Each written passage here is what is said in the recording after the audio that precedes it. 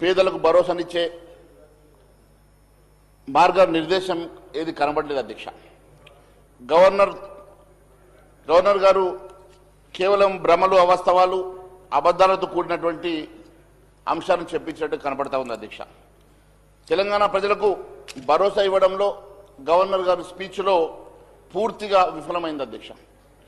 Governor గారి ప్రసంగం హామీల ఎగవేతల డిక్లరేషన్ లాగా ఉన్నది తప్ప ఎక్కడ కూడా ఈ ప్రభుత్వం మరి మార్గదర్శకం ఎక్కడ కనబడలేదు అధ్యక్ష.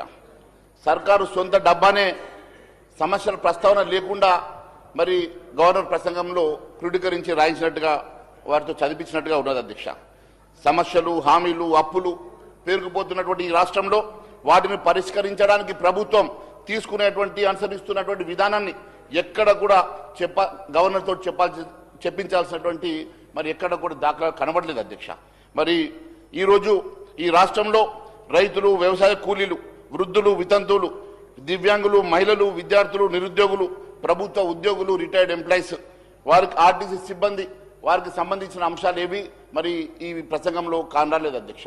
మరి వారు ఎంతో ఆశగా వివిధ వర్గాలు ఈ రాష్ట్ర ప్రభుత్వ సమస్యలు పరిష్కరిస్తుందని, వారి సమస్యను ప్రస్తావిస్తుందని, వారి కోసం ఒక దిశానిర్దేశం చేస్తుందని వారు ఎంతో ఆశగా చూస్తుంటే ఆ ఏ ప్రస్థానం లేకుండా ఈరోజు గవర్నర్ ప్రసంగం సాఫీగా కేవలం ఈ రాష్ట్ర ప్రభుత్వం డబ్బా కొట్టుకోవడానికి, ఈ ప్రభుత్వం తన సొంత డబ్బా కొట్టించుకునే విధంగా రచించారు తప్ప ఎక్కడ కూడా ఈ ప్రసంగంలో దిశానిర్దేశం కనబడలేదు అధ్యక్ష. అంతేకాదు అధ్యక్ష, ఈరోజు ఈ రాష్ట్ర ప్రభుత్వం అప్పులు హిమాలయాలతో పోటీ పడతా ఉంటే వాటిని గవర్నర్ గారి ప్రసంగంలో ఎక్కడ కూడా ప్రస్తావించకపోవడం, దాటవేసే ప్రయత్నం చేయడం మరి ప్రసంగంలో విశేషం అధ్యక్ష. మరి బడ్జెట్ పాస్ చేసుకోవడానికి ఈ సెషన్స్ తప్ప ప్రజా సమస్యల మీద పరిష్కారం చేయడానికి ఎక్కడ కూడా మరి కనబడలేదు అధ్యక్ష. ఒకవైపు ఆర్థిక విధ్వంసం, అప్పుల కుప్పలో ఈ రాష్ట్రం ఉంటే 3 ట్రిలియన్ల కళ ఈ రాష్ట్ర ప్రభుత్వం చెప్పించే ప్రయత్నం చేస్తూ ఉన్నది అధ్యక్ష. మరి కళలు ట్రిలియన్లలో అధ్యక్ష, బతుకులన్నీ అప్పుల్లో. ఈ రాష్ట్రం అంతా అప్పుల కుప్పగా మారిపోతూ ఉంటే 3 ట్రిలియన్ల ఎకానమీ వైపు వెళ్తున్నట్టుగా భ్రమలు కల్పించే ప్రయత్నం చేస్తూ ఉన్నారు అధ్యక్ష. ముఖ్యమంత్రి గారు ప్రతిరోజు ఒకటే పాట పాడుతూ ఉన్నారు, 2047 కల్లా ఈ రాష్ట్రం 3 ట్రిలియన్ ఆర్థిక వ్యవస్థ అవుతుందని. కానీ ఆయన మాటల్లో నిజమెంత ఉన్నదో ఒకసారి ఆలోచన చేయాలి అధ్యక్ష. ఇదే ముఖ్యమంత్రి గారు నన్ను ఓస్తే పైసా లేదంటాడు. ఇదే ముఖ్యమంత్రి గారు బ్యాంకులోకి వెళ్తే చెప్పుల దొంగలు చూసినట్టు చూస్తున్నారంటారు. మరోవైపేమో ఈ రాష్ట్రం 3 ట్రిలియన్ల ఆర్థిక వ్యవస్థగా మారుతుందంటారు అధ్యక్ష. అప్పు లేనిదే రోజు గడిచే పరిస్థితి లేదు అధ్యక్ష. అలాంటి ఈ రాష్ట్రం ఈరోజు 3 ట్రిలియన్ల ఆర్థిక వ్యవస్థగా ఎట్లా మారుతుందో మరి మీరే సమాధానం చెప్పాలి అధ్యక్ష. ఎందుకంటే ఈరోజు ఈ రాష్ట్ర ప్రభుత్వ పరిస్థితి ఎట్లా ఉందంటే అధ్యక్ష, కనీసం 14 నుంచి 15% ఆర్థికంగా వృద్ధి రేటు ఉంటే తప్ప ఈ 3 ట్రిలియన్ల ఆర్థిక వ్యవస్థ మనం సాధించలేము అధ్యక్ష. మరి ఈరోజు మరి 7 నుంచి 8%కి పడిపోయినటువంటి జీడిపి ఈరోజు మరి 14 to 15% ఉంటే తప్ప మరి ఎక్కడ కూడా మరి 3 ట్రిలియన్ వ్యవస్థ, ఆర్థిక వ్యవస్థ మరి కనబడినప్పుడు ఏ రకంగా వీరు ఈ 3 ట్రిలియన్ల ఆర్థిక వ్యవస్థను మీరు మరి రూపొందిస్తారో చెప్పాల్సిన అవసరం ఉంది అధ్యక్ష. విజన్ మాత్రం 2047 అంటారు అధ్యక్ష, కానీ వీరి కార్యాచరణ మాత్రం 1947 లాగా ఉన్నది అధ్యక్ష. ఇది పూర్తిగా అబద్ధాల పుట్టలాగా 3 ట్రిలియన్ మరి వ్యవస్థ, ఆర్థిక వ్యవస్థ నిర్మాణం చేస్తామని చెప్పేసి తప్పుడు తడకలతోటి మరి రాష్ట్ర ప్రజానీకాన్ని వీరు తప్పుదో పట్టిస్తా ఉన్నారు అధ్యక్ష. కేవలం ఒకవైపు RR ట్యాక్సులతోటి మొత్తం రియల్ ఎస్టేట్ అంతా కూడా కుప్పకూలుతా ఉంటే ఈరోజు 3 ట్రిలియన్ వ్యవస్థ గురించి వీళ్ళు మాట్లాడేటువంటి మరి చూస్తూ ఉంటే సిగ్గుచేటు అనిపిస్తూ ఉంది అధ్యక్ష. ఒకవైపు GST పతనం మీరు చూస్తే అధ్యక్ష, ఈరోజు GST వసూలు 5% పడిపోయినాయి అధ్యక్ష. దేశం మొత్తం మీద నెగటివ్ గ్రోత్ ఉన్నటువంటి ఏకైక రాష్ట్రం ఈ తెలంగాణ రాష్ట్రం అధ్యక్ష.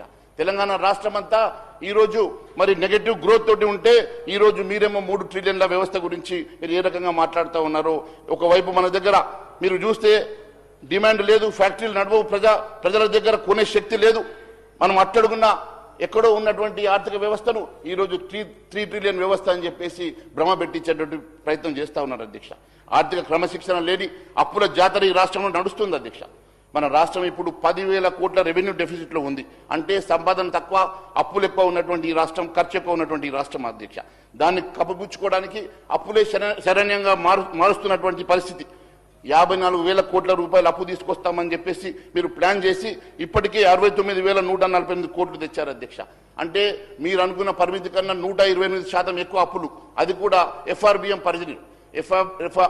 ఆఫ్ ద బారోయింగ్స్ చూస్తే అది అత్యధికంగా ఉన్నాయి అధ్యక్ష. మరి ఈ రకంగా అప్పులు తీసుకొచ్చేసి మీరు ఈరోజు మరి 5 లక్షల కోట్లు దాటిపోయినటువంటి FRBM అప్పులు మరి ఆఖరికి RBI కూడా వార్నింగ్ ఇచ్చేటువంటి పరిస్థితి రాష్ట్రంలో ఉన్నదంటే రాష్ట్ర మరి గ్యారంటీలు ఇచ్చినటువంటి అప్పులు దాదాపు 2.2 లక్షల కోట్ల రూపాయలు దాటాయని మరి ఇది పెను ప్రమాదంగా మారిందని చెప్పి RBI కూడా చెప్తున్నటువంటి పరిస్థితి అధ్యక్ష. ఈరోజు వడ్డీల విషవలయం అధ్యక్ష.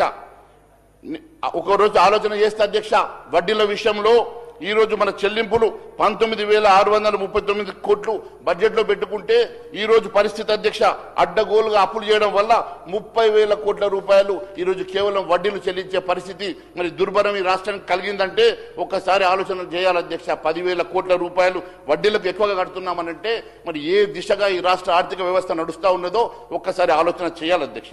మనం సంపాదించే ప్రతి రూపాయిలో సింహభాగం వడ్డీలకే పోతుందంటే మరి రైతుల గురించి ఎక్కడ ఆలోచించే శక్తి మన దగ్గర ఉన్నది? మరి అట్టడుగు బడుగు బలైన వర్గాలకు మనం ఇచ్చినటువంటి హామీల విషయంలో మనకు మరి దాని గురించి ఆలోచించే శక్తి ఎక్కడికెళ్ళి వస్తుందో మరి మీరు ఒకసారి ఆలోచన చేయాలి అధ్యక్ష.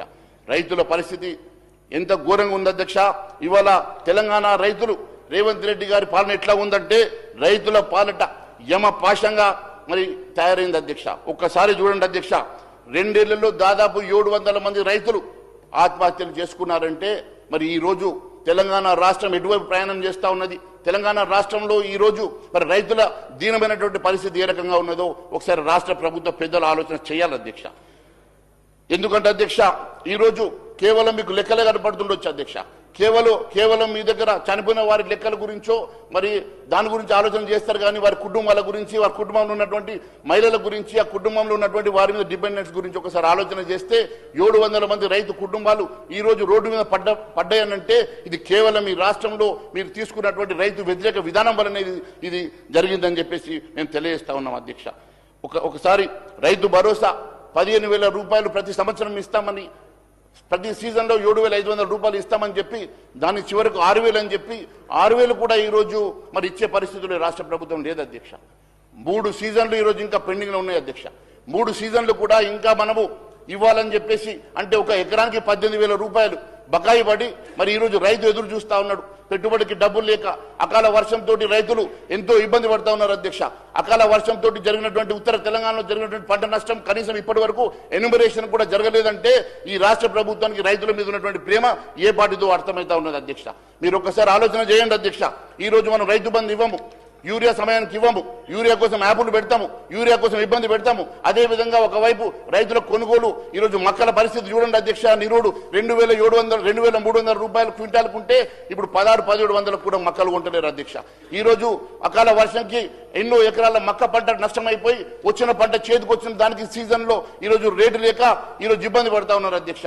మీరు కనీస ధర మీ మేనిఫెస్టోలో పెట్టుకున్నటువంటి కనీస ధర అధ్యక్ష 2,300 రూపాయలు మక్కలకు మీరు కనీస ధర ఇస్తామని చెప్పారు అధ్యక్ష.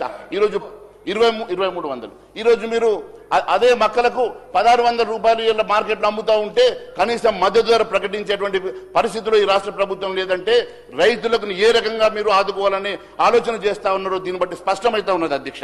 ఒక్కసారి మీరు ఆలోచన చేయండి అధ్యక్ష. బోనస్ విషయంలో కూడా ఇప్పటికీ మీరు బోనస్ విషయంలో 1,160 కోట్ల రూపాయలు ఇంకా బాకీ ఉన్నారు అధ్యక్ష. దాని గురించి బోనస్ విషయంలో అప్పుడు సన్నమడ్లకే ఇస్తాం, దొడ్డళ్ళకి ఇవ్వమన్నారు.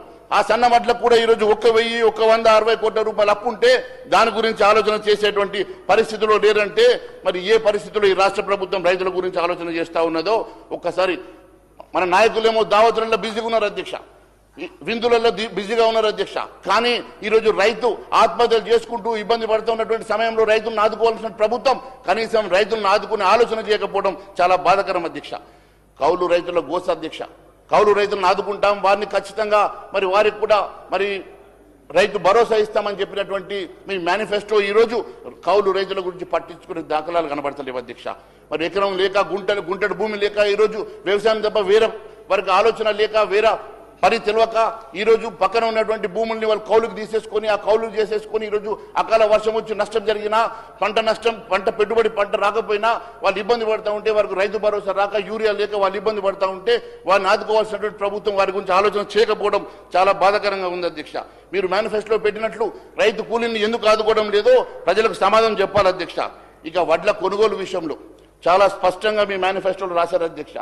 వడ్ల కొనుగోలు విషయంలో పాత ప్రభుత్వం దోపిడీ చేస్తా ఉన్నది. ఎట్టి పరిస్థితుల్లో పాత ప్రభుత్వాన్ని మరి ప్రతి సంచికి వాళ్ళు అధికంగా జోక్తా ఉన్నారు. ఆ జోకేటువంటి అధికమైనటువంటి మరి ఎట్టి పరిస్థితుల్లో మేము మేనిఫెస్టోలో చెప్పారు అధ్యక్ష. ప్రకృతి వైపరీత్యాల సమయంలో రైతులకు ఇన్పుట్ సబ్సిడీ అందజేస్తామన్నారు అధ్యక్ష. మీరు చెప్పారు మొక్కజొన్న పంటకు పూర్వ వైభవాన్ని తీసుకొస్తామని అధ్యక్ష. ఇదే నా పూర్వ వైభవం. మరి వరి ధాన్యం కొనుగోలులో తేమ శాతం నిబంధనతో మరి తరుగు తీసే విధానాన్ని రద్దు చేస్తామని అధ్యక్ష. ఈ రోజు తరుగు తీసే విధానం రద్దు చేయడం కాదు అధ్యక్ష, తరుగును పెంచి 2 కిలోల దగ్గర 4 కిలోలు ప్రతి సంచికి కోస్తున్నారంటే రైతు శ్రమించి కష్టపడి పండించినటువంటి పంటలోకి వెళ్ళి మీరు 4 కిలోలు ప్రతి సంచికి, ఇక్కడ ఉన్నటువంటి ప్రతి ఎమ్మెల్యే గారి నియోజకవర్గంలో కూడా ఇదే పరిస్థితి ఉంది అధ్యక్ష. ఒక సంచికి 4 కిలోల రూపాయల వడ్లు జమ చేస్తున్నారంటే, మీరు కోస్తున్నారంటే ఏ రకంగా రైతులు దోసుకుంటా ఉన్నారో ఒక్కసారి ఆలోచన చేయాలి అధ్యక్ష. ఇదే షేమ్ అధ్యక్ష. ఈరోజు అంతేకాదు అధ్యక్ష, ఈరోజు 40 కిలోల సంచికి 4 కిలోలు అంటే 10% అధ్యక్ష. 10% వడ్లు ఎవరి అకౌంట్లోకి పోతున్నాయి. ఈ రోజు ఈ రాష్ట్రంలో మీరు కొనుగోలు చేసేటువంటి ఇన్ని కోట్ల రూపాయల వడ్లలో 10% కట్ చేసేటువంటి వడ్లు ఎవరి ఖాతాలకు పోతున్నాయి, ఎవరి అకౌంట్లకు పోతున్నాయి, ఎవరి సంపాదనగా మారుతుందో ఒకసారి మరి సమాధానం చెప్పాలని చెప్పి కోరుతా ఉన్నాం అధ్యక్ష. అంతేకాదు అధ్యక్ష, ఈరోజు రైతన్న పడుతున్నటువంటి కష్టాలు ఒక్కసారి వీళ్ళెవరికి కనబడతలేవు అధ్యక్ష. ఒక్కసారి ఎరువుల పరిస్థితుల్లో యాపులు పెట్టి, ఎరువుల పరిస్థితుల్లో అనేకమైనట్టుగా ఇబ్బందులు పెట్టి రైతులకు ఈరోజు రావాల్సినటువంటి ఎరువులకు స్టాక్ లేక, షాపులలో స్టాక్ పెట్టక ఎన్నో రకాలుగా రైతులను ఇబ్బంది పెడుతూ ఈరోజు రైతుల్ని వాళ్ళకేమో స్మార్ట్ ఫోన్ ఉండవు, వాళ్ళ దగ్గర ఉన్న స్మార్ట్ ఫోన్లలో వాళ్ళకు యాపులు తెలియవు. మరి వాళ్ళకు మీరు 5 నిమిషాల లోపల అది యాప్ ఓపెన్ చేసే లోపల స్టాక్ అయిపోయిందని అంటే ఈరోజు బ్లాక్ మార్కెట్లో 500 రూపాయలు అధికంగా ఈరోజు ఒక్కొక్క సంచి కొనుక్కొస్తున్నటువంటి రైతు కన్నీళ్లను ఒకసారి ఆలోచన చేయాల్సిందిగా ఈ రాష్ట్ర ప్రభుత్వాన్ని కోరుతా ఉన్నాం అధ్యక్ష. ఒకవైపు డబ్లింగ్ ఫార్మర్స్ ఇన్కమ్ అని ఒకవైపు కేంద్ర ప్రభుత్వం చెప్తా ఉంటే వీళ్ళు డబ్లింగ్ కాంగ్రెస్ ఇన్కమ్ గా మార్చుకునే ప్రయత్నం చేస్తా ఉన్నారు అధ్యక్ష. కేవలం కాంగ్రెస్ పార్టీ ఇన్కమ్ డబుల్ చేసుకునే ప్రయత్నం చేస్తా ఉన్నారు. డబ్లింగ్ ఫార్మర్స్ గురించి వాళ్ళు మర్చిపోతా ఉన్నారు అధ్యక్ష. ఈరోజు అంతేకాదు అధ్యక్ష, విద్య విషయంలో ఈరోజు తెలంగాణలో విద్య గురించి మాట్లాడాలంటే సిగ్గుపడే పరిస్థితి ఉంది అధ్యక్ష. బీఆర్ఎస్ హయాంలో 9% ఈరోజు ఉంటే ఇవాళ కాంగ్రెస్ దాన్ని 8% బడ్జెట్లో 8% కేటాయిస్తుందంటే ఈరోజు ఉన్నటువంటి పరిస్థితి. మీ మేనిఫెస్టోలో మీరు 15% బడ్జెట్లో కేటాయిస్తాం విద్యకు అని చెప్పినటువంటి మీరు ఈరోజు 8% మరి విద్యకు కేటాయిస్తున్నారంటే విద్య మీద మీకు ఏ పాటి ప్రేమ ఉన్నదో దీన్ని బట్టి అర్థమవుతా ఉన్నది అధ్యక్ష. పక్క రాష్ట్రాల్లో 14 నుంచి 15% ఉంది. బీహార్ లాంటి రాష్ట్రంలో విద్య మీద 20% బడ్జెట్లో కేటాయింపు చేస్తూ ఉంటే మనం ఇక్కడ 8% కన్నా ఎక్కువ మనం కేటాయిస్తలేమంటే విద్య మీద అట్టడుగు బడుగు బలైన వర్గాల ప్రజల మరి విద్యార్థుల మీద మీకు ఏ పాటి ప్రేమ ఉన్నదో దీన్ని బట్టి స్పష్టమైతే ఉన్నది అధ్యక్ష. బడుగుల పరిస్థితి చూస్తే అధ్యక్ష, ఒక్క పిల్లగాడు కూడా లేని బడులు ఈ రాష్ట్రంలో 1672 స్కూల్ అధ్యక్ష. ఈ రాష్ట్రంలో ఒక్క పిల్లగాడు కూడా లేని బడులు 1672 నుంచి 2245కు పెరిగినాయి అధ్యక్ష. అంతేకాదు అధ్యక్ష, ఈ దేశంలోనే 1/3 33% ఈ దేశంలో సింగిల్ స్టూడెంట్ అయినటువంటి బడులు ఉన్నటువంటి రాష్ట్రం తెలంగాణ రాష్ట్రం అని చెప్పుకోవాలంటే సిగ్గైతుంది అధ్యక్ష. తెలంగాణలో మనకు ఇంతే కాదు అధ్యక్ష, క్లాస్ రూమ్లు వల్లకట్లే కనిపించేటువంటి పరిస్థితి. ఇక హాస్టల్లో చావులు అధ్యక్ష, ఇది ఫుడ్ పాయిజన్ కాదు అధ్యక్ష, మీ నిర్లక్ష్యం అనేటువంటి పాలసీ పాయిజన్ అధ్యక్ష. ఈ రోజు ఈ రాష్ట్రంలో ఈ నిర్లక్ష్యం వల్ల పేద విద్యార్థులు హాస్టల్లో చనిపోతా ఉన్నారు. వందలాది మంది ఈ రోజు హాస్పిటలైజ్ అవుతా ఉన్నారు. దాదాపు గత ప్రభుత్వం 5 సంవత్సరాల్లో 60 మంది చచ్చిపోతే అధ్యక్ష, కేవలం 2 సంవత్సరాల్లో 50 మంది పేద విద్యార్థులు ఈ పాయిజన్ తోటి చనిపోయినారంటే ఏ పరిస్థితి ఉంది, ఎంత నిర్లక్ష్యం ఉన్నదో విద్య మీద దీన్ని బట్టి స్పష్టమైతా ఉన్నది అధ్యక్ష. స్కూల్ సౌకర్యాల విషయం చెప్తాను అధ్యక్ష, ఇది చెప్తే చాలా బాధ అవుతుంది అధ్యక్ష. ఈరోజు యూడిఐఎస్సి రిపోర్ట్ ప్రకారం అధ్యక్ష 1859 బడుల్లో ఒక్క చుక్క కూడా తాగునీళ్లు లేవు అధ్యక్ష. నల్లలు ఎండిపోయినటువంటి పరిస్థితి ఉంది అధ్యక్ష. అంతేకాదు అధ్యక్ష, ఈ రాష్ట్రంలో టాయిలెట్ల గొడవ చూస్తే అధ్యక్ష, మొత్తం దేశం మీద మన తెలంగాణలో అట్టడుగున 1752 ఆడపిల్లల స్కూళ్లలో కనీసంలో బాత్రూమ్లు కూడా లేవంటే ఇంతకన్నా దయనీయమైనటువంటి పరిస్థితి లేదు అధ్యక్ష. ఈ రాష్ట్రంలో 1752 ఆడపిల్లల స్కూళ్లలో కనీసం బాత్రూమ్ లేవు. 4000 బాలుర స్కూళ్లలో కూడా అదే పరిస్థితి ఉందంటే రాష్ట్రంలో ఉన్న 30,014 స్కూళ్లలో 21,126 బడులు శిథిలావస్థకు చేరుకున్నాయంటే ఇది మన విద్య మీద మనకున్నటువంటి ఆలోచన, ఇది విద్య మీద మనకున్నటువంటి కాన్సన్ట్రేషన్ అంటే స్పష్టమైతే ఉన్నది అధ్యక్ష. అట్టడుగు బడుగు బలైన వర్గాలు చదువుకునేటువంటి స్కూల్ అధ్యక్ష. అవి ఈ స్కూళ్ల మీద ఈ రాష్ట్ర ప్రభుత్వం ఖర్చు పెట్టేటువంటి డబ్బు, ఈ రాష్ట్ర ప్రభుత్వం స్పెండ్ చేసేటువంటి డబ్బు ఏ పార్టీతో దీన్ని బట్టి అర్థమైతే ఉన్నది అధ్యక్ష. మరి ఫీ రీఎంబర్స్మెంట్ విషయం ఒకసారి ఆలోచన చేస్తే అధ్యక్ష, ఫీ రీఎంబర్స్మెంట్ మొత్తం ఆ రోజు మీరు మేనిఫెస్టోలో పెట్టుకున్న రోజు ఫీ రీఎంబర్స్మెంట్ మీద పూర్తిగా ఒక్క రూపాయి కూడా ఖర్చు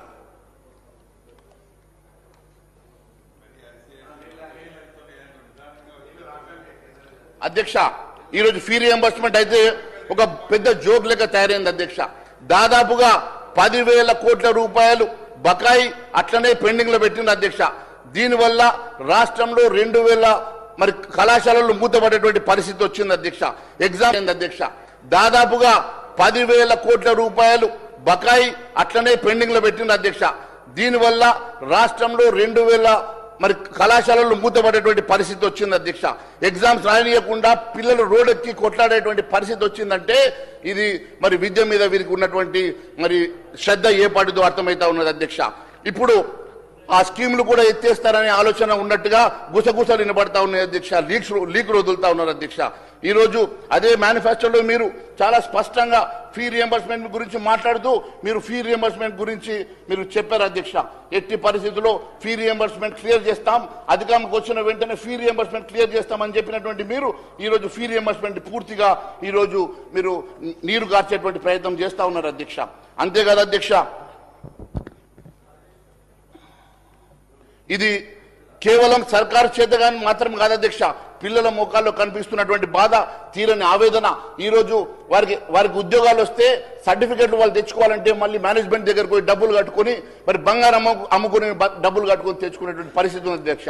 వాళ్ళు ఉన్నటువంటి ప్రైవేట్ ఇన్స్టిట్యూషన్స్ లో వాళ్ళు సర్టిఫికెట్లు ఇవ్వక మరి మేనేజ్మెంట్ ఇబ్బంది పెడతా ఉంటే వాళ్ళు సర్టిఫికెట్లు తీసుకొని ఉద్యోగాలు చేసుకోవాలంటే సర్టిఫికెట్ల కోసం వాళ్ళు తాకట్టు పెట్టినటువంటి బంగారం ద్వారా తెచ్చిన డబ్బులతోటి సర్టిఫికెట్ తీసుకునేటువంటి దుస్థితి ఈ రోజు ఈ రాష్ట్రంలో ఏర్పడ్డదంటే ఈ రోజు కేవలం మీరు రిలీజ్ చేయాల్సినటువంటి 10,000 కోట్ల రూపాయలు రిలీజ్ చేయకపోవడం మరి ఈ రోజు దానివల్లనే ఈ పరిస్థితి దాపురించింది అధ్యక్ష. మొన్నటికి మొన్న మీరు 9,000 రూపాయలు వచ్చినాయి మున్సిపల్ ఎన్నికల తర్వాత వెంటనే మేము రైతు బంధు వేస్తామని చెప్పినటువంటి ఈ ప్రభుత్వం మరి 9,000 కోట్లు ఖర్చునని చెప్తా ఉన్నారు అధ్యక్ష. ఆ 9,000 కోట్లు ఎందుకు ఖర్చు అయినాయో మేము అడుగుతలేము అధ్యక్ష. ఆ డబ్బులతోటి ఏ కాంట్రాక్టర్కి ఇచ్చి ఆ కమిషన్లు ఢిల్లీకి తీసుకుపోయిందని అడుగుతలేము అధ్యక్ష. కానీ రైతు బంధు ఎందుకోసం మా రైతులకు మీరు డబ్బులు ఇస్తలేరు, ఎందుకోసం మా రైతుల కోసం మీరు ఇస్తామన్నటువంటి రైతు బంధు ఎలక్షన్ తర్వాత ఇస్తామని చెప్పి ఎందుకు ఇస్తలేరు మాత్రమే అడుగుతా ఉన్నాం అధ్యక్ష. మీరు ఢిల్లీకి మూటలు పోయడం మీకు అలవాటే, మూటలు మోసుకోండి. ఆ డబ్బులు కాంట్రాక్టర్లకు ఇచ్చడం మీకు అలవాటే, కమిషన్లు తీసుకోవడం మీకు అలవాటే. ఆ కమిషన్లు తీసేసుకొని మీరు ఢిల్లీకి పంపినరా, ఎక్కడ పంపినరా అని మేము అడుగుతలేం. కానీ ఈ రాష్ట్రంలో మా రైతులకు ఇవ్వాల్సినటువంటి రైతు బంధు ఎప్పుడు ఇస్తారని మాత్రం మేము ఖచ్చితంగా అడుగుతా ఉన్నాం అధ్యక్ష. ఇక్కడ ఉన్నటువంటి మా అట్టడుగు బడుగు బలైన వర్గాలకు సంబంధించినటువంటి మరి విద్యార్థులకు మీరు ఇవ్వాల్సినటువంటి ఫీ రియంబర్స్మెంట్ ఎప్పటి లోపల ఇస్తారని మాత్రం మేము ఖచ్చితంగా అడుగుతున్నాం అధ్యక్ష. ఇక్కడ ఉన్నటువంటి మా విద్యార్థుల కోసం అట్టడుగు బడుగు బలైన వర్గాల కోసం మీరు ఫీ రియంబర్స్మెంట్ స్కీమ్ ని ఎత్తేసడానికి నీరు గార్చడానికి మాత్రమే మీరు కుట్ర చేస్తున్నట్టుగా స్పష్టమైతే ఉన్నది అధ్యక్ష. అంతేకాదు అధ్యక్ష, ఫీ రెగ్యులరైజేషన్ విషయంలో కూడా అధ్యక్ష, ఫీజు రెగ్యులరైజేషన్ లో ఈ రోజు ఒక చిన్న స్కూళ్లలో అధ్యక్ష 4 లక్షలు 5 లక్షల రూపాయలు ఎల్కేజీ యూకేజీ కూడా వసూలు చేస్తా ఉన్నారు అధ్యక్ష. మరి దానికోసం ఒక ఫీ రెగ్యులరైజేషన్ కమిటీ లేదు అధ్యక్ష. ఈరోజు మరి లక్షల రూపాయలు మరి ఎక్కడ పడితే అక్కడ కాలేజీలలో స్కూళ్లలో లక్షలాది రూపాయలు ఈరోజు ఫీజు వసూలు చేస్తూ ఉంటే మరి ఫీ రెగ్యులరైజేషన్ కోసము ఎక్కడ కూడా మీరు కమిటీ లేకపోవడం చాలా బాధాకరంగా ఉంది అధ్యక్ష. ఈరోజు తెలంగాణ రెవెన్యూ విషయం అధ్యక్ష, తెలంగాణ రెవెన్యూ కాంగ్రెస్ పార్టీకి హైకమాండ్కి ఇన్కమ్ రెవెన్యూగా మారింది అధ్యక్ష. ఇన్కమ్ రెవెన్యూగా మారినటువంటి తెలంగాణ రెవెన్యూ ఈ రోజు దాని మీద కల్లులుగా కథలు వినబడతా ఉన్నాయి అధ్యక్ష. ఎన్నో ఆధారాలతో నా దగ్గర ఉన్నా నేను అవన్నీ ఇప్పుడు మాట్లాడిన అధ్యక్ష. సమయం వచ్చినప్పుడు మాట్లాడతా. నా దగ్గర ఉన్న ఆధారాలు కూడా సమయం వచ్చినప్పుడు ఖచ్చితంగా ఆధారాలతో మాట్లాడతాను అధ్యక్ష. ఈ రోజు మాత్రం రెవెన్యూ మీద కొన్ని అంశాలు మాత్రం మీ దృష్టికి తీసుకొస్తాను అధ్యక్ష. ఖచ్చితంగా రాష్ట్ర వ్యాప్తంగా 32 జిల్లాలు రాష్ట్ర వ్యాప్తంగా 32 జిల్లాల పరిధిలో సాదా బైనాములు క్రమబద్ధీకరణ చేయడానికి 14,49,00,000 సర్వే నంబర్లు సంబంధించి 9 లక్షల దరఖాస్తులు వస్తే పరిష్కారం చేసింది కేవలం 112 సర్వే నంబర్లకు అధ్యక్ష. అంటే పరిస్థితి ఎంత దారుణంగా ఉందో అర్థం చేసుకున్న అధ్యక్ష. సిసిఎల్ఏ నుంచి అదనపు కలెక్టర్కు రోజువారీ పంపుతున్నట్టు పురోగతి నివేదిక ఈ గణాంకాలు వెల్లడైన అధ్యక్ష.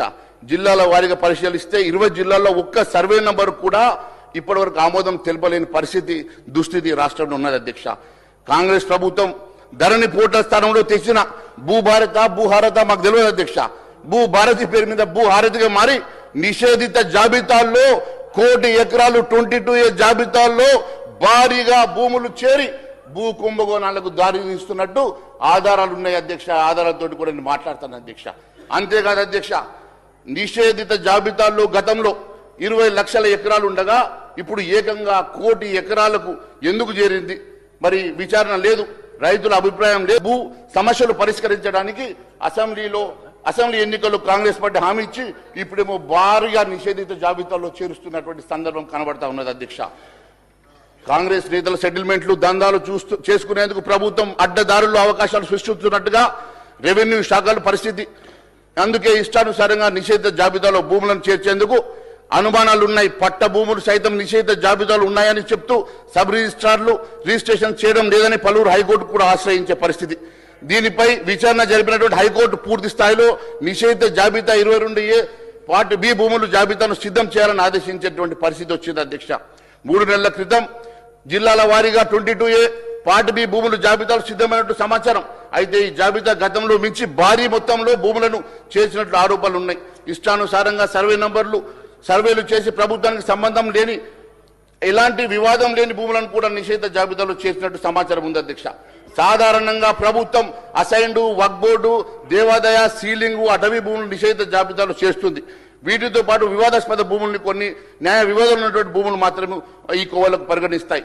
కానీ ఈరోజు పరిస్థితి చూస్తే ప్రైవేట్ భూములు సైతం ఈరోజు మరి నిషేధిత జాబితాల్లో ఇలా 1 కోటి ఎకరాలు పట్టా మార్పిడిపై నిషేధం విధించడం పట్ల మరి ఎందుకోసం సమాధానం ఈ రాష్ట్ర ప్రభుత్వం చెప్తలేదు అధ్యక్ష.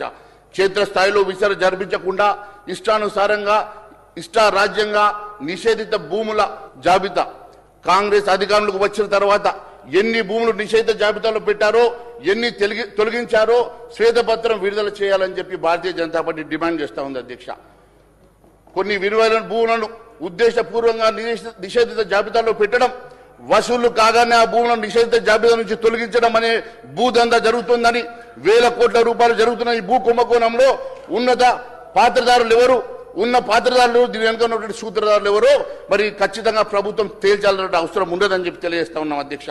కాంగ్రెస్ అధికారంలోకి వచ్చిన తర్వాత ఎన్ని భూములు నిషేధిత జాబితాలో పెట్టారో, ఎన్ని తొలగించారో దీని మీద శ్వేతపత్రం విడుదల చేయాల్సిందిగా మరి ప్రభుత్వాన్ని మేము కోరుతా ఉన్నాం అధ్యక్ష. అంతేకాదు అధ్యక్ష, ఈరోజు రాష్ట్రంలో ప్రభుత్వ భూములు 13,82 లక్షల ఎకరాలు, ప్రభుత్వ ఖాళీ భూములు 7.21 లక్షల ఎకరాలు, అటవీ భూములు 41.74 లక్షల ఎకరాలు, దేవాదాయ కింద 74,000 ఎకరాలు, వక్ఫ్ బోర్డు కింద 45,000 ఎకరాలు, మరి అన్ని కలిపి సుమారు 64 లక్షల ఎకరాలు మాత్రమే నిషేధిత జాబితాలో కనిపించేవి. కానీ ఇప్పుడు రైతు సాగులో ఉన్న భూములను కూడా ఏదో ఒక కారణం చూపించి నిషేధిత జాబితాలో పెడుతున్నారంటే 2017 వరకు రాష్ట్రంలో 10% మించిన 22Aలు ఈ రోజు 30% నుంచి 40% మరి నిషేధిత జాబితాలు ఉన్నాయంటే అవి ఎందుకు పెరిగినాయి, దాని మతలబ్ ఏంది, మరి దానికి ఉన్నటువంటి అభ్యంతరాలు ఏంది? మరి దాని తర్వాత దానికి నో అబ్జెక్షన్ సర్టిఫికేట్ కావాలట అధ్యక్ష. నో అబ్జెక్షన్ సర్టిఫికేట్ అంటే మాకు తెలిసింది నో అబ్జెక్షన్ సర్టిఫికేట్, కానీ ఇది NOC అంటే no objection to chief minister అధ్యక్ష. No objection to the chief minister వస్తే ఆ సర్టిఫికేట్ వస్తే మాత్రమే వీళ్ళు క్లియర్ చేస్తారు, దాంట్లో నుంచే 22 తీసే పరిస్థితి ఉంది అధ్యక్ష. ఈ రోజు సామాన్యుడు మరి తన సొంతం కోసము ఇల్లు కట్టుకున్నటువంటి ఆ భూముల లోపల ఉన్నటువంటి భూములు అమ్ముకోవాలంటే ఈ రోజు NOC తీసుకునేటువంటి పరిస్థితి వచ్చింది అధ్యక్ష. మరి ఈ భూదందా దేనికోసం నడుస్తా ఉన్నదో, ఎవరి కనుసేగలు నడుస్తా ఉన్నదో ఈ రాష్ట్ర ప్రభుత్వం చెప్పాల్సిన అవసరం ఉంది అధ్యక్ష. భూభారతి రెవెన్యూ సదస్సు అప్లికేషన్లు ఏమైనాయి అధ్యక్ష? ఎన్ని పరిష్కరించారు ఇప్పటి వరకు? భూభారతి రెవెన్యూ సదస్సులో దాదాపు 6 లక్షల మంది దరఖాస్తు చేసుకుంటే అందులో ఎన్ని దరఖాస్తులు పరిష్కరించారో మరి కేవలం ఇప్పటి వరకు కేవలం 60,000 దరఖాస్తులు మాత్రమే పరిష్కారం జరిగిందంటే మరి మరి మిగిలిన దరఖాస్తులు ఎటువంటి కారణం లేకుండా ఎందుకు క్యాన్సిల్ చేశారో మరి దీనికి సమాధానం చెప్పాల్సిందిగా మేము కోరుతా ఉన్నాం అధ్యక్ష. ధరణి పోర్టల్ ఫోరెన్సిక్ ఆడిటింగ్ పై అసెంబ్లీలో మాట ఇచ్చినవి 15 నెలలు అవుతుంది అధ్యక్ష.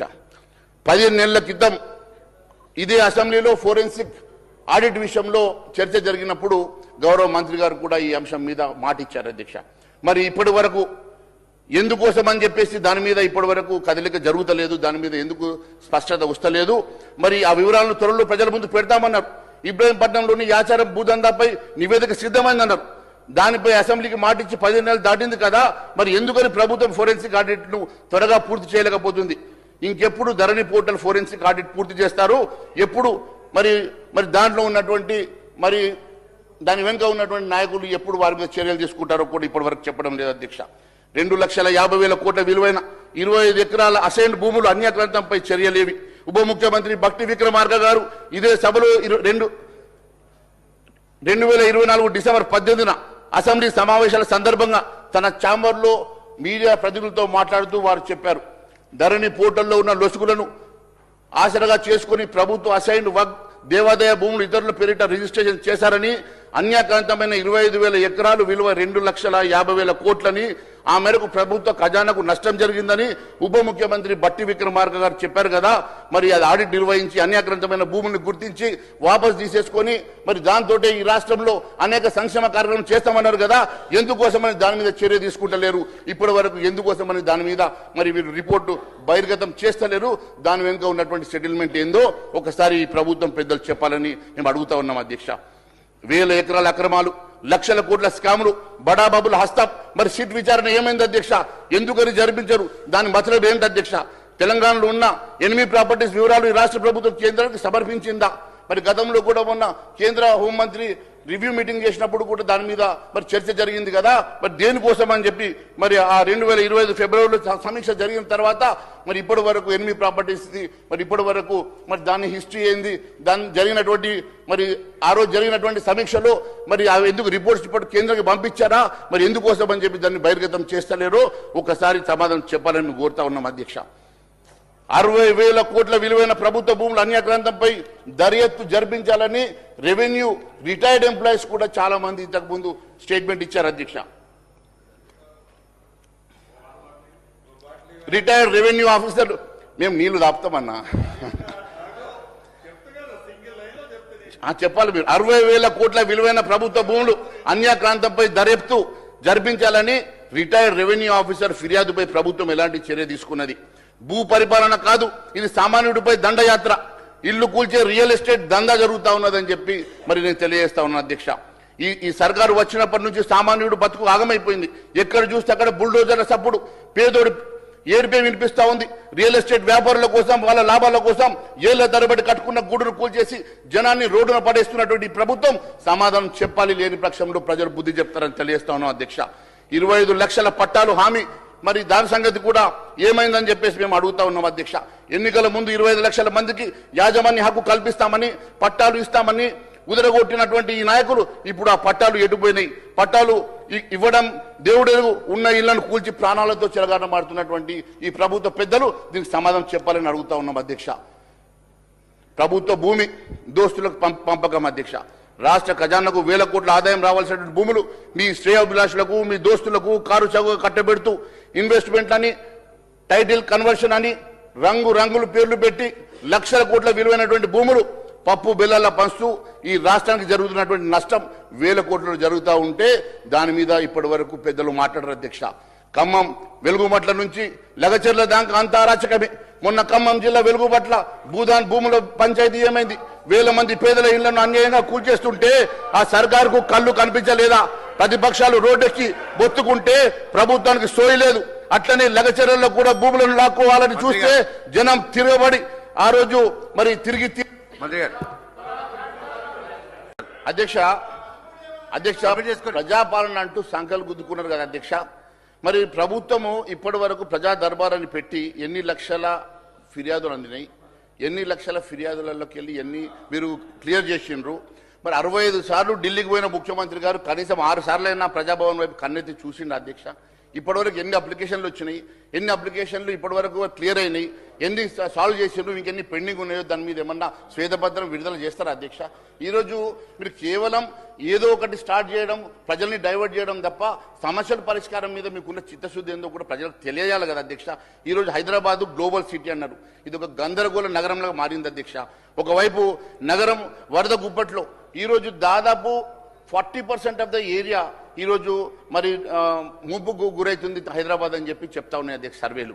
ఈరోజు అధ్యక్ష కోర్ అర్బన్ రీజన్ ఎకానమీ అని చెప్పేసి పెద్ద పేర్లు పెడతా ఉన్నారు కదా అధ్యక్ష. మరి ఇప్పుడు వరద ఇక్కడ హైదరాబాద్ ముంపుకు గురైతే, వరదకు గురైపోతే దీనికి కావాల్సిన రెమెడీస్ ఏంది, మరి దానికోసం ఏం ఆలోచన చేసిండ్రు? ఆలోచన చేయరు అధ్యక్ష. ఈరోజు ఊపిరి తీసుకునే పరిస్థితులు లేదు అధ్యక్ష. ఈరోజు హైదరాబాద్ లో ఉన్నటువంటి ఎయిర్ క్వాలిటీ ఇండెక్స్ అధ్యక్ష 339, దాదాపు బాదంపేటలో 432 తాకింది అధ్యక్ష. ఈరోజు మనం గాలి పీల్చుకుంటే దాదాపు 20 నుంచి 30 సిగరెట్లు తాగితే ఎంత విషమో అంత విషం హైదరాబాద్ గాలి పీల్చుకుంటే ఉన్నదంటే ఈరోజు దానికోసం ఆలోచన చేయరు అధ్యక్ష. ఈరోజు వీళ్ళు కేవలం ఒకటి గ్లోబల్ ప్రచారం చేస్తున్నారు. ఇది గ్లోబల్ ప్రచారం కాదు అధ్యక్ష, గ్లోబల్ ప్రచారం ఇది. ఈ ప్రచారం చేసుకుంటూ ఈరోజు వీళ్ళు విదేశాలు తిరుగుతున్నారు తప్ప ఈరోజు వాస్తవంగా ఈ రాష్ట్రంలో, ఈ నగరంలో ఏ పరిస్థితి ఉన్నదో, ఈ నగరంలో ఉన్నటువంటి పరిస్థితిని ఎట్లా రెక్టిఫై చేద్దామో అన్న ఆలోచన మాత్రం ఈ రాష్ట్ర ప్రభుత్వానికి లేదు అధ్యక్ష.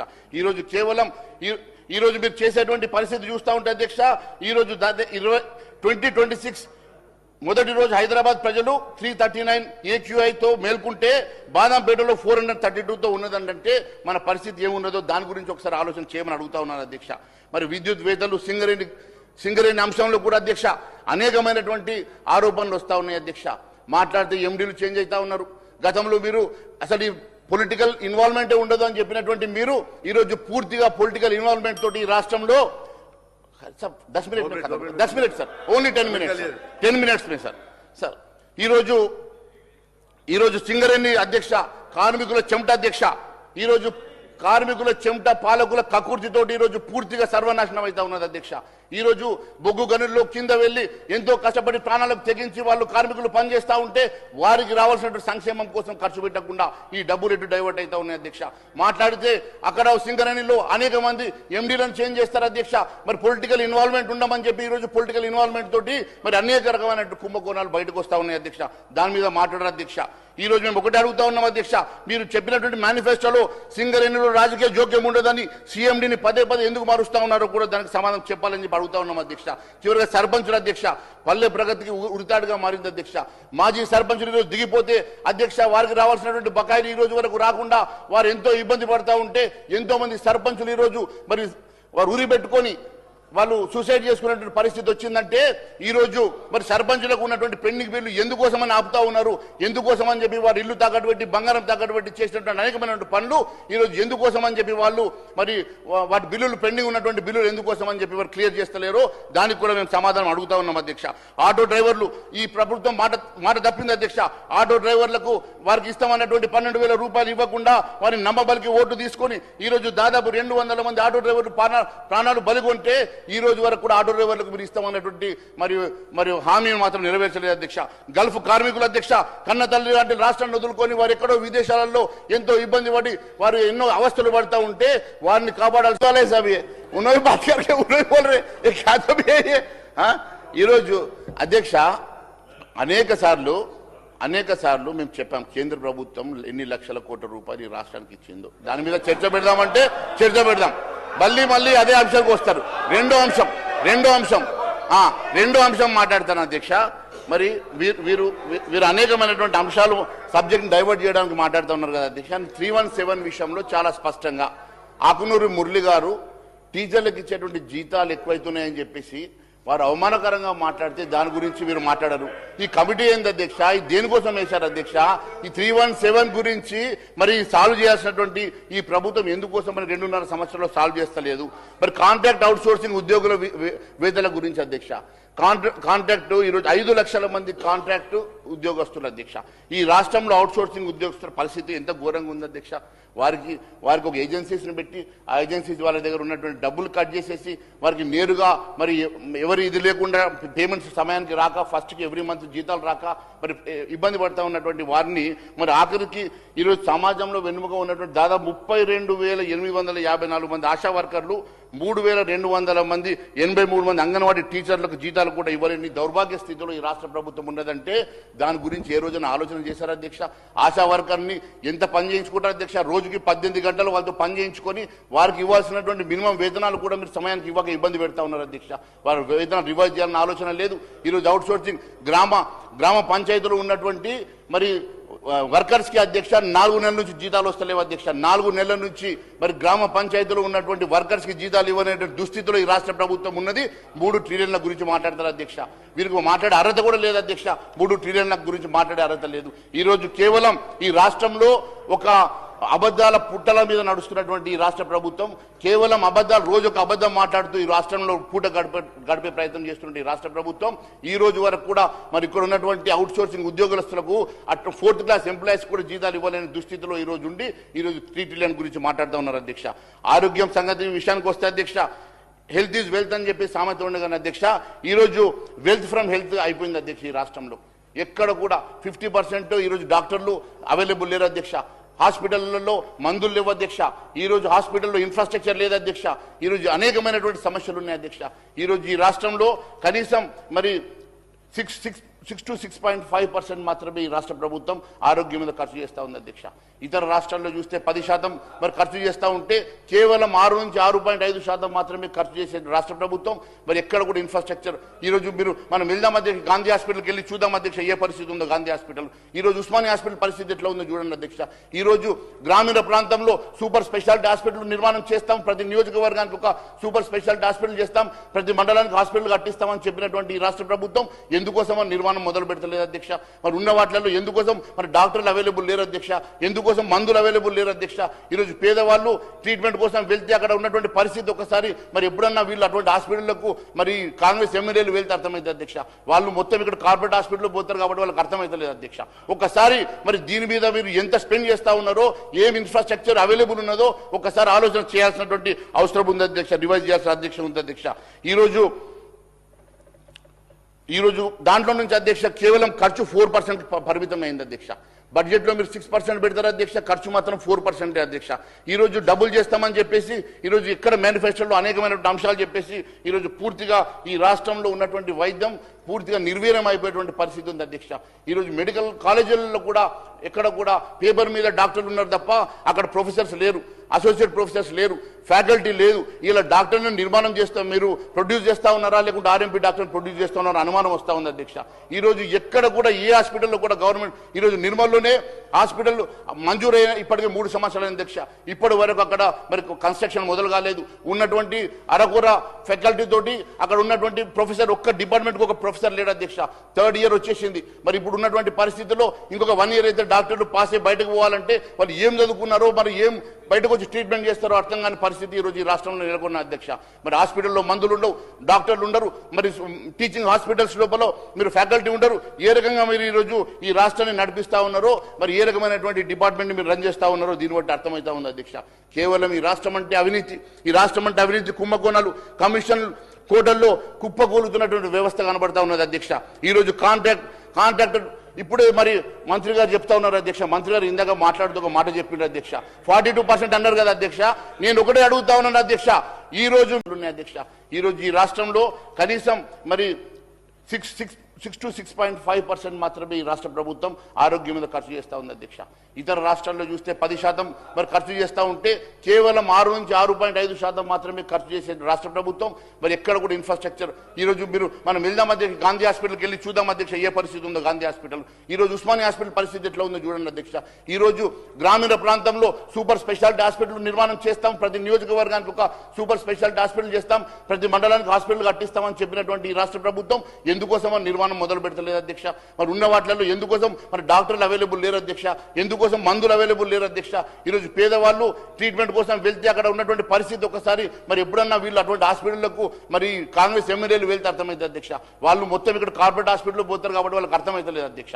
ఒకసారి మరి దీని మీద మీరు ఎంత స్పెండ్ చేస్తా ఉన్నారో, ఏం ఇన్ఫ్రాస్ట్రక్చర్ అవైలబుల్ ఉన్నదో ఒకసారి ఆలోచన చేయాల్సినటువంటి అవసరం ఉంది అధ్యక్ష, రివైజ్ చేయాల్సిన అధ్యక్ష ఉంది అధ్యక్ష. ఈరోజు దాంట్లో నుంచి అధ్యక్ష కేవలం ఖర్చు 4% పరిమితం అయింది అధ్యక్ష. బడ్జెట్లో మీరు 6% పెడతారు అధ్యక్ష, ఖర్చు మాత్రం 4% అధ్యక్ష. ఈరోజు డబుల్ చేస్తామని చెప్పేసి ఈరోజు ఇక్కడ మేనిఫెస్టోలో అనేకమైనటువంటి అంశాలు చెప్పేసి ఈరోజు పూర్తిగా ఈ రాష్ట్రంలో ఉన్నటువంటి వైద్యం పూర్తిగా నిర్వీర్యం అయిపోయేటువంటి పరిస్థితి ఉంది అధ్యక్ష. ఈరోజు మెడికల్ కాలేజీలలో కూడా ఎక్కడ కూడా పేపర్ మీద డాక్టర్లు ఉన్నారు తప్ప అక్కడ ప్రొఫెసర్స్ లేరు, అసోసియేట్ ప్రొఫెసర్స్ లేరు, ఫ్యాకల్టీ లేదు. ఇలా డాక్టర్లను నిర్మాణం చేస్తాం, మీరు ప్రొడ్యూస్ చేస్తా ఉన్నారా లేకుంటే ఆర్ఎంపీ డాక్టర్ని ప్రొడ్యూస్ చేస్తా ఉన్నారా అనుమానం వస్తూ ఉంది అధ్యక్ష. ఈరోజు ఎక్కడ కూడా ఏ హాస్పిటల్లో కూడా గవర్నమెంట్ ఈరోజు నిర్మల్లోనే హాస్పిటల్ మంజూరైన ఇప్పటికే 3 సంవత్సరాల అధ్యక్ష, ఇప్పటి వరకు అక్కడ మరి కన్స్ట్రక్షన్ మొదలు కాలేదు. ఉన్నటువంటి అరకొర ఫ్యాకల్టీ తోటి అక్కడ ఉన్నటువంటి ప్రొఫెసర్ ఒక్క డిపార్ట్మెంట్కి ఒక ప్రొఫెసర్ లేడు అధ్యక్ష. 3rd ఇయర్ వచ్చేసింది. మరి ఇప్పుడు ఉన్నటువంటి పరిస్థితుల్లో ఇంకొక 1 ఇయర్ అయితే డాక్టర్లు పాస్ అయ్యి బయటకు పోవాలంటే వాళ్ళు ఏం చదువుకున్నారో మరి ఏం బయటకు వచ్చి ట్రీట్మెంట్ చేస్తారో అర్థం కాని పరిస్థితి ఈరోజు ఈ రాష్ట్రంలో నెలకొన్న అధ్యక్ష. మరి హాస్పిటల్లో మందులు ఉండవు, డాక్టర్లు ఉండరు, మరి టీచింగ్ హాస్పిటల్స్ లోపల మీరు ఫ్యాకల్టీ ఉండరు. ఏ రకంగా మీరు ఈరోజు ఈ రాష్ట్రాన్ని నడిపిస్తా ఉన్నారో, మరి ఏ రకమైనటువంటి డిపార్ట్మెంట్ మీరు రన్ చేస్తా ఉన్నారో దీన్ని బట్టి అర్థమవుతా ఉంది అధ్యక్ష. కేవలం ఈ రాష్ట్రం అంటే అవినీతి, ఈ రాష్ట్రం అంటే అవినీతి కుంభకోణాలు, కమిషన్ కోటల్లో కుప్పకూలుతున్నటువంటి వ్యవస్థ కనబడతా ఉన్నది అధ్యక్ష. ఈరోజు కాంట్రాక్టర్ ఇప్పుడే మరి మంత్రి గారు చెప్తా ఉన్నారు అధ్యక్ష. మంత్రి గారు ఇందాక మాట్లాడుతూ ఒక మాట చెప్పిండ్రు అధ్యక్ష, 42% అన్నారు కదా అధ్యక్ష. నేను ఒకటే అడుగుతా ఉన్నాను అధ్యక్ష, ఈ రోజు మీ క్యాబినెట్ లో 42% మీ బీసీలకు ఎందుకోసం మంత్రి పదవి ఇవ్వలేదు? ఈ రోజు మీరు ఇస్తున్నటువంటి మంత్రి పదవి పోర్ట్ఫోలియోలు జిమ్మలు కోళ్లు చెప్పుకున్నటువంటి అధ్యక్ష.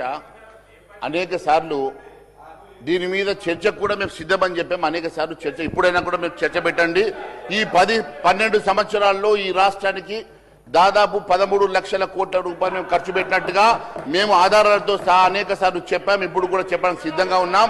మీ మంత్రి గారు కోమటిరెడ్డి వెంకటరెడ్డి గారే అనేక సార్లు మరి గడ్కరీ గారు డబ్బులు ఇచ్చారని చెప్తారు. మీ ముఖ్యమంత్రి గారే నేను ఏ మంత్రి గారి దగ్గరికి వెళ్తే ఆ మంత్రి గారు మాకు మంజూర్లు ఇస్తున్నారు, శాంక్షన్లు ఇస్తున్నారు, ఎప్పుడు అడుగుతా అప్పుడు అపాయింట్మెంట్లు ఇస్తున్నారని చెప్తారు. మరి ఈ మంత్రి గారు ఎందుకు ఇట్లా మాట్లాడతారు అధ్యక్ష? నేను ఒకటే అడుగుతా, మరి మరి వీరికి స్పీడ్ పర్సనాలిటీయా లేకుంటే ఈ మంత్రి గారికి ఏమన్నా పర్సెంటేజ్లు పాపం అంటే ఆయన శాఖకి ఏమన్నా రాలేదా మరి ఫండ్స్? నాకు తెలియదు. ఎందుకంటే మా డిపార్ట్మెంట్స్ అంతా కూడా రైల్వే డిపార్ట్మెంట్, మరి వారికి వచ్చిన డిపార్ట్మెంట్ ఆర్ఎన్బి లేదు కాబట్టి వారికి భవిష్యత్తు తెలియదేమో. ఈ బస్సులు కూడా ఇచ్చినాం మొన్న. మరి మరి ఈరోజు మరి ఇంట్రెస్ట్ పర్సంటేజ్ కూడా తగ్గించి ఈ రాష్ట్రానికి అనేక వేల కోట్ల రూపాయలు సేవ్ చేసినట్టు ముఖ్యమంత్రి గారు చెప్పారు అధ్యక్ష. మరి చేసినేమో బాధ్యత అంటారు అధ్యక్ష. మీరు వాళ్ళు 11% వడ్డీలోకి తీసుకొస్తే దాన్ని 4%, 7% తీసుకొచ్చి వడ్డీలు తగ్గించి ఈరోజు మీకు రెవెన్యూ ఇచ్చే ఎఫ్ఆర్బిఎం దాటి మీరు లోన్లు తీసుకొస్తే ఇప్పించినాం అధ్యక్ష. ఆఫ్ బారోయింగ్ తీసుకొస్తే ఇప్పించినాం అధ్యక్ష. మీకు ఆర్ఎన్బిలో డబ్బులు కావాలంటే ఇప్పించినాం అధ్యక్ష. రైల్వే కావాలంటే ఇప్పించినాం అధ్యక్ష. మీకు ఏది కావాలంటే అది ఇచ్చిన తర్వాత కూడా ఈరోజు మీకు చేతగాక మీరు చేయలేక ఈరోజు మరి నేను మంత్రి గారిని అడుగుతా ఉన్నాను. మంత్రి గారు మీరు బీసీ వెల్ఫేర్ మినిస్టర్గా ఈరోజు ఒక బీసీ మంత్రిగా మీకున్న పోర్ట్ఫోలియో ఏంది అధ్యక్ష? జిమ్మలు, కోళ్ల పెంపకాలు. మీరు మంచి పోర్ట్ఫోలియో అడగొచ్చు కదా అధ్యక్ష. ఇది ఏం అధ్యక్ష? మీరు బీసీ సార్ మేము స్ట్రాంగ్గా we take offense in his statement adhyaksha. Every portfolio is important. కోణాల గురించి మాట్లాడగానే 3 మంత్రులు లేచారు అధ్యక్ష. ఈ రోజు అవినీతి మీద మాట్లాడుతున్న సందర్భంగా వారు జీర్ణించుకోలేక 1 గారు 2 గారు 3 మంత్రులు అడ్డుకునే ప్రయత్నం చేస్తా ఉన్నారు. ఎందుకంటే అవినీతి కుంభకోణాల మీద వీరికి మాట్లాడడానికి ఇంట్రెస్ట్ గా లేదు కాబట్టి ఈ రోజు నన్ను ఆపే ప్రయత్నం చేస్తా ఉన్నారు అధ్యక్ష. ఈ రోజు ఏ పరిస్థితి ఉంది రాష్ట్రంలో అంటే అధ్యక్ష, ఏ కాంట్రాక్టర్లు అయితే ఈరోజు గుడ్లు బడ్లు కట్టారు, ఏ కాంట్రాక్టర్ అయితే రోడ్లు వేశారో ఆ కాంట్రాక్టర్ల బిల్లుల కోసం ఈరోజు ఉప ముఖ్యమంత్రి ఛాంబర్ ముందు కూర్చొని బైఠాయించి ధర్నా చేసే దుస్థితి రాష్ట్ర ప్రభుత్వంలో ఉన్నదంటే గతంలో ఏ రోజు లేని విధంగా ఈ రాష్ట్ర ప్రభుత్వం ఉన్నది అధ్యక్ష. ఇది వాస్తవం కాదని అడుగుతా ఉన్నాను అధ్యక్ష. ఈరోజు ఒక విషయం చూస్తే అధ్యక్ష, ఈరోజు మంత్రుల మధ్య మంటలు, నేను దాని గురించి లోతుగా వెళ్ళను అధ్యక్ష. ఎందుకంటే అది అందరికీ తెలుసు అధ్యక్ష. ఒక మంత్రి గారి కూతురే ఈరోజు ఒక ముఖ్యమంత్రి గారి మీద మాట్లాడిందనో లేకుంటే మంత్రుల మధ్య కొట్లాడనో దాని గురించి నేను మాట్లాడను అధ్యక్ష. ఎందుకంటే అది అందరికీ తెలిసిన అంశం కాబట్టి నేను ఆ విషయాలలో మాట్లాడిన అధ్యక్ష.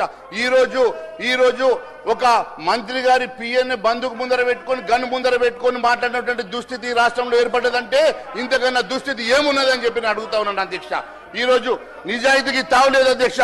ఈ రోజు పరిస్థితి, ఈ రోజు ఈ రాష్ట్రంలో ఒక ప్రిన్సిపల్ సెక్రటరీ రిజ్వీ లాంటి వ్యక్తి, ఒక సీనియర్ ఆఫీసర్ ఈ రోజు తట్టుకోలేక రాజీనామా చేశారంటే ఈ రోజు ఈ రాష్ట్ర పరిస్థితి అధ్యక్ష ఇవాళ బీసీల గురించి చెప్తున్నా ఆయన.